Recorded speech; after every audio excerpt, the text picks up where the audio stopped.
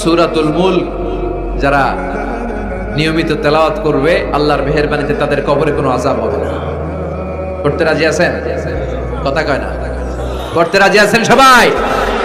বিষ্ণুই বললেন এখানেই শেষ নয়, আরো আছে। শাফাআত লি সাহিবিহা, এই সূরাটা কিয়ামতের দিন এই সূরা যে তেলাওয়াত করবে তার পক্ষে সুপারিশ করবে। এজন্য বিষ্ণুই বললেন যে ব্যক্তি সূরাতুল মুলক নিয়মিত তেলাওয়াত করবে এই সূরাটা কিয়ামতের দিন ওই তেলাওয়াতকারীর জন্য আল্লাহর কাছে সুপারিশ করবে। এখানেই শেষ নয়। বিষ্ণুই বললেন খাসামাত আন সাহিবিহা, এই সূরা যে তেলাওয়াত করবে তার পক্ষে আল্লাহর সাথে এই সূরাটা দাঁড়িয়ে তার পক্ষ নিয়ে আল্লাহর সাথে তর্ক করবে, ঝগড়া করবে। আল্লাহ তুমি ওরে জান্নাত দিবা না কেন, ওরে মাফ করবা না কেন, তুমি না গফুর, তুমি না গফফার, তুমি না রহিম, তুমি না রহমান, তুমি মাফ করে দাও।